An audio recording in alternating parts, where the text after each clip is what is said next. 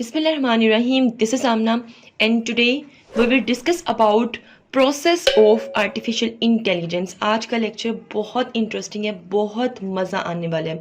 आप ये समझें कि आर्टिफिशियल इंटेलिजेंस के जितने भी लेक्चर्स मैंने आप लोगों को दिए हैं ना, ये लेक्चर उनकी जान है। इससे पहले मैं आप लोगों को ये बताती रही हूँ कि आर्टिफिशियल इंटेलिजेंस क्या होता है, कि मशीन्स इस तरह की बनाना जो कि ह्यूमन की तरह एक्ट करें, रिएक्ट करें, बिहेव करें, सोचें एक्सेट्रा। मतलब कि ह्यूमन इंटेलिजेंस को मशीनों में डालना, इसको आर्टिफिशियल इंटेलिजेंस कहते हैं। आज हम वो प्रोसेस देखेंगे कि किस तरह आर्टिफिशियल इंटेलिजेंस में ह्यूमन इंटेलिजेंस मशीन में डाली जाती है। आज हम वो देखेंगे। तो सबसे पहली चीज़ है हमारा ह्यूमन बिहेवियर।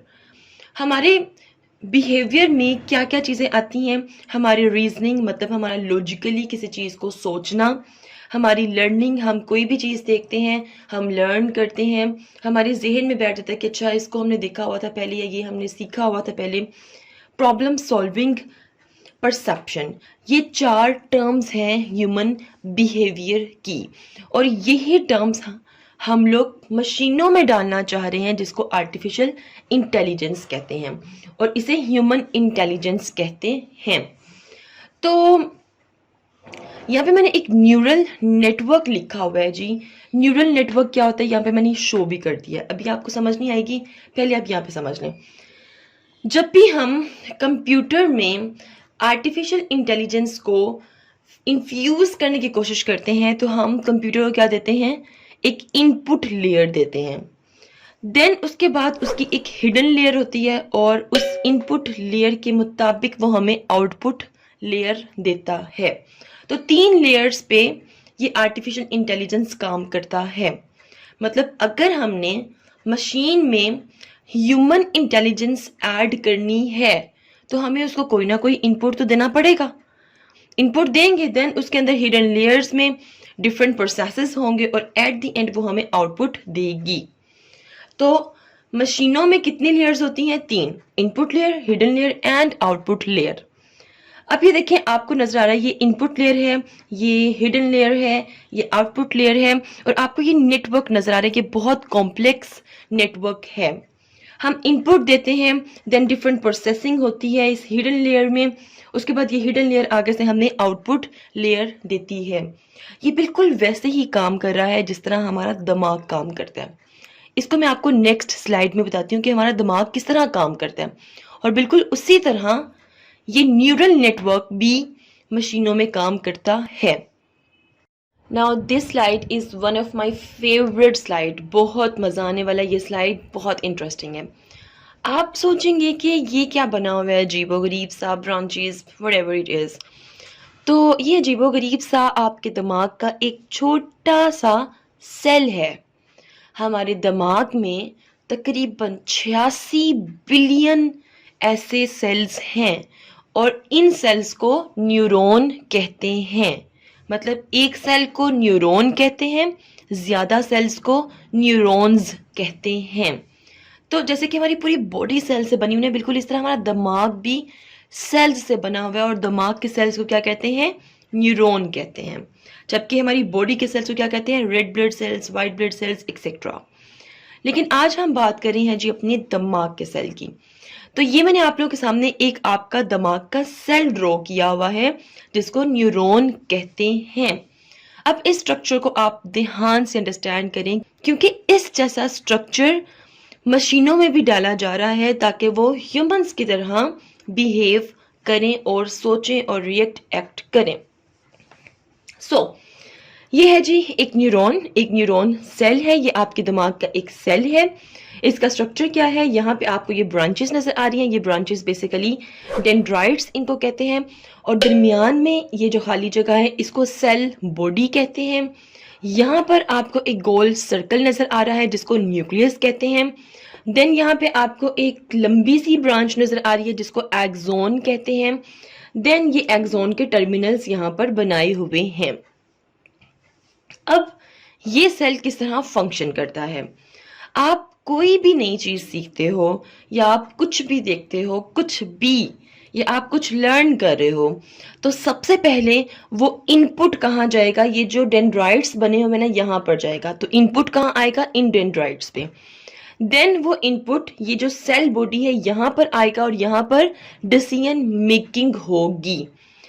डिसीजन मेकिंग जब हो जाएगी कंप्लीट, उसके बाद आउटपुट आ जाएगा यहाँ एक्सोन में और वो आउटपुट हमें मिल जाएगा। जैसे कि फर्ज करें कि आपको एक सुई चुभी है। सुई का चुभना जल्दी से आपको दिमाग को क्या देगा? एक इनपुट देगा कि भाई आपको सुई चुभी है। ठीक है, देन यहाँ पर डिसीजन मेकिंग होगा कि यहाँ अब क्या करना है। रेदर आपने हाथ पीछे करना है, रेदर आपने हाथ वहीं रखना है जहां पर सुई चुभ रही है। तो यहाँ पर डिसीजन मेकिंग होगा और देन यहाँ पर आउटपुट जाएगा कि रेदर हाथ पीछे करना है या वहीं रखना है। तो यहाँ पर आप डिसाइड कर लेते हो कि हाथ पीछे करना है, तो फौरन से आउटपुट यहाँ गया और जल्दी से आपने हाथ पीछे कर लिया। आप सोचो ये काम आप कितनी जल्दी करते हो। आपको सुई चुभी, आप फौरन से पीछे करते हो। ये काम यहाँ पर होता है। आपका डिसीजन, आपका दिमाग यहाँ पर सोचते हैं। आपको सुई चुभी या आपका हाथ जला, जैसे ही आपका हाथ आग के साथ लगा, फौरन से एक इनपुट यहाँ डेंड्राइट्स के पास गया, फौरन से डिसीजन मेकिंग हुई है कि भाई हाथ पीछे करना है। डिसीजन मेकिंग हुई है, आउटपुट आया और आपने जल्दी से हाथ पीछे कर लिया। ये काम कितनी जल्दी आप करते हो वो आपको अंदाजा है? नहीं अंदाजा तो एक सुई अपने हाथ पर चुपे और जितनी जल्दी आप हाथ पीछे करेंगे उतनी जल्दी आपके दिमाग में डिसीजन मेकिंग हो रही है। यही काम मशीनों में किया जा रहा है। मशीनों को इनपुट दे दी जाती है, देन मशीन्स में क्या होती है जी? डिसीजन होती है, उसके बाद वो हमें आउटपुट देती हैं। बिल्कुल ऐसे जैसे हम गूगल पर लिखते हैं कि भाई व्हाट इज आर्टिफिशियल इंटेलिजेंस। हमने गूगल को एक इनपुट दी, उसके बाद उसकी डिसीजन मेकिंग, पीछे जो डाटा उसके पास पड़ा हुआ है वो सारा उसको देखेगा और फौरन से हमें बताएगा कि भाई डिसीजन मेकिंग ये होती है। जितनी जल्दी वो हमें डिसीजन मेकिंग का आंसर देगा, इट्स मीन उसने उतनी जल्दी डिसीजन मेकिंग की है और हमारे सामने हमारा जवाब रख दिया है। तो जो इससे पहले वाली स्लाइड में मैंने आपको एक नेटवर्क समझाया था मशीन का, उसमें भी ऐसे ही होता है कि इनपुट देते हैं, डिसीजन मेकिंग होती है जो कि हिडन लेयर होती है और उसके बाद आउटपुट आपको मिल जाता है। अब हमारे दिमाग में मैंने कहा है कि 86 बिलियन ऐसे सेल्स हैं। अब 86 बिलियन सेल्स हैं, इसका मतलब ये है कि हर सेल जोन सा है वो बहुत सी इनपुट रिसीव कर रहा है और एक नेटवर्क की पूरी फॉर्म हमारे दिमाग में चल रही होती है और इनपुट्स मिल रहे होते हैं, इनपुट्स मिल रहे होते हैं। तो इसी तरह के नेटवर्क्स मशीन्स में भी बनाए जा रहे हैं। मशीनों को भी इनपुट दी जाती है, हिडन लेयर होती है और आउटपुट मिलता है। एक बात आप लोगों को और बता दूं, यहाँ पर आप लोगों को नजर आ रहा है कि इनपुट देते हैं, देन यहाँ पर डिसीजन मेकिंग होती है, देन उसके बाद आउटपुट आपको मिलता है। हमारे दिमाग में पूरा एक क्या है जी? नेटवर्क है, जिसमें किस चीज़ का नेटवर्क है? सेल्स का नेटवर्क है। उन सेल्स को क्या कहते हैं? न्यूरॉन्स कहते हैं। अब 86 बिलियन न्यूरॉन्स जो मैं आपको कह रही हूँ, इसका मतलब हमारे पास इतनी ज़्यादा कैपेसिटी है, हम लोग बहुत सी चीज़ें लर्न कर सकते हैं। अब वो स्टूडेंट्स जो कहते हैं कि भाई हमें याद करने में मसला होता है, तो उनके लिए ये आप लोगों के सामने मैंने पेश कर दिया है कि हमारे पास इतनी ज़्यादा कैपेसिटी है, हम चीज़ें याद कर सकते हैं। हम आधी से ज़्यादा दुनिया का नॉलेज अपने दिमाग में सेव कर सकते हैं। और बोलें तो